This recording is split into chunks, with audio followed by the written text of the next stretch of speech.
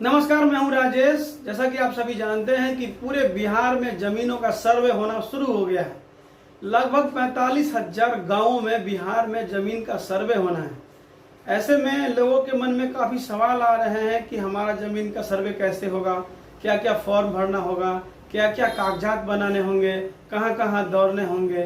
तो दोस्तों, मैं आपको वही आज बताने के लिए आया हूँ। ये खबर आपके काम की हो सकती है।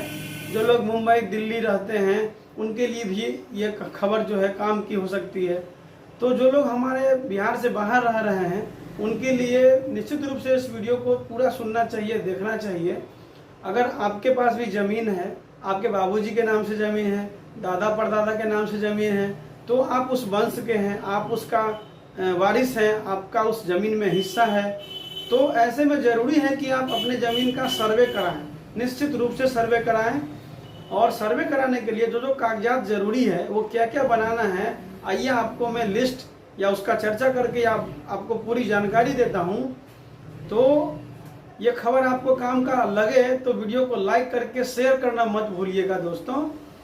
तो आजकल जैसा कि आप सभी जानते हैं पूरे बिहार में बीते 20 अगस्त से सर्वे शुरू हो गया है। बहुत सारे ऐसे ज़िले हैं जहां पर सर्वे शुरू हो गया है और बहुत जगह अभी सर्वे शुरू नहीं हुआ है। तो जहां शुरू हो गया है वहां आम सभा का बैठक किया गया होगा। सरकारी जो कर्मचारी हैं उनके द्वारा ग्राम पंचायत स्तर पर ग्राम सभा का आयोजन करके अधिकारियों के द्वारा सर्वे से संबंधित सारी जानकारी दी गई है। कैसे क्या करना है, कौन सा फॉर्म भरना है, कितना दिन टाइम है, कितना दिन के बाद आप क्या आपत्ति कर सकते हैं। जैसा कि आपत्ति का समय कब आता है, जब आपके दादा के नाम से कुछ ज़मीन है और उसके 3 बेटे हैं या 4 बेटे हैं, आप 2 भाई हैं या 3 भाई हैं, तो ऐसे में जो ज़मीन है 10 कट्ठा है, कोई 15 कट्ठा है, एक ही खाता खेसरा हो सकता है, एक ही नंबर में मतलब रकबा जो उसका होता है वो हो सकता है 10 डिसमिल हो, 20 डिसमिल हो। तो आगे डिसमिल का भी हम चर्चा करेंगे, कट्ठा का भी चर्चा करेंगे। सबसे पहली बात यह है कि फॉर्म जो भरना है उसको इत्मीनान से भरना है।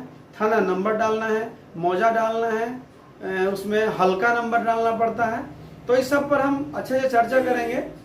तो जो लोग के पास ज़मीन है, ज़मीन आजकल किसके पास नहीं है, कम और ज़्यादा है तो सभी के पास, तो ऐसे में सर्वे कराना काफ़ी ज़रूरी है। और सर्वे का मुख्य उद्देश्य क्या है, लोगों के मन में काफ़ी सवाल आ रहे हैं कि हमारा ज़मीन छीन लिया जाएगा या बहुत ज़मीन है हमारे पास तो उसको छिपाने की ज़रूरत है। ऐसा कुछ नहीं है।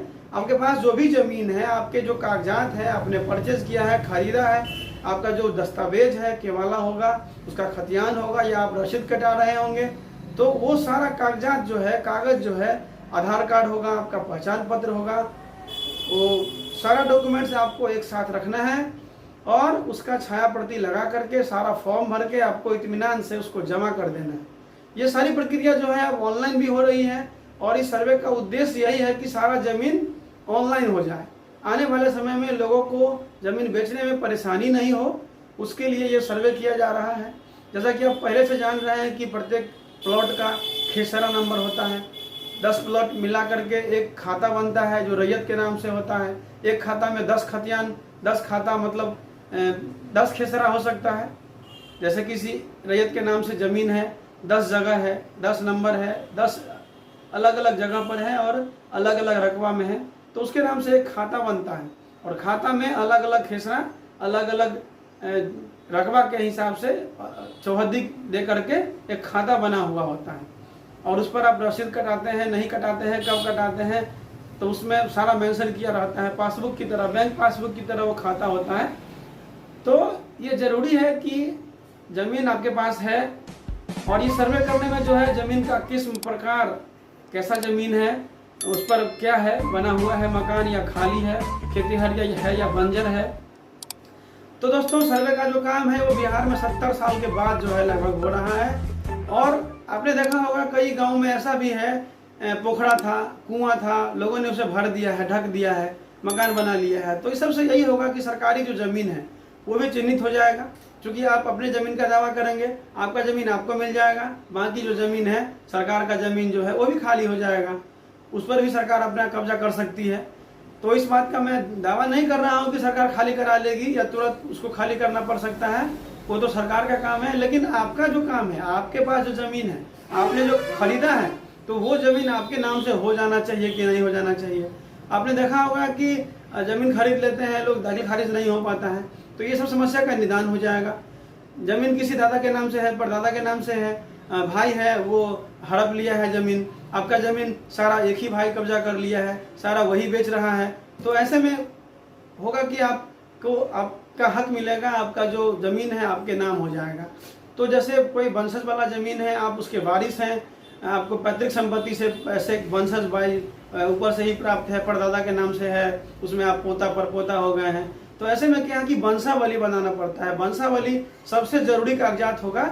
वंशावली अगर आप बना करके डालते हैं, उसमें वंशावली आपने देखा होगा, ऊपर में परदादा का नाम दे करके, दादा का नाम दे करके, उसके कितने बेटे, उसके कितने बेटे, एरो कॉलम बना करके, एरो वाइज नीचे दर्शाना पड़ता है। वो वंशावली जो है पहले सरपंच बनाते थे, मुखिया से बनता है, मजिस्ट्रेट से बनता है, और इसमें सेल्फ भी आप बना के दे सकते हैं फॉर्मेट कि मेरा ये वंशावली है, मैं इसमें वंशज हूँ और मैं इसमें हिस्सेदार हूँ, इनका पोता परपोता हूँ। तो ये सब जरूरी चीज़ है। तो जो भी लोग बाहर हैं, इस वीडियो को लाइक करें और शेयर करें, और भी जो नए अपडेट आएंगे इस जमीन सर्वे को लेकर मैं आपको बताता रहूँगा। अगर आप हमारे प्रोफाइल पर नए हैं तो फॉलो कर लीजिए, चैनल पर नए हैं तो सब्सक्राइब कर लीजिए, क्योंकि इस सर्वे से जुड़ी हुई सारी जानकारी मैं आपको इस पेज पर, इस प्रोफाइल पर देते रहूँगा। क्योंकि ये सर्वे अभी शुरू हो रहा है, ये साल 2 साल चलेगा, कई महीनों तक जारी होगा, आपत्ति लोग देगा, इसमें वर्षों लग सकता है। तो इसमें आपको जो नया अपडेट आएगा वो जानकारी मिलते रहना चाहिए, उसके लिए हम कोशिश करेंगे। तो आप बने रहिए हमारे पेज में। फिर मिलते हैं अगले वीडियो में। जय हिंद, जय भारत।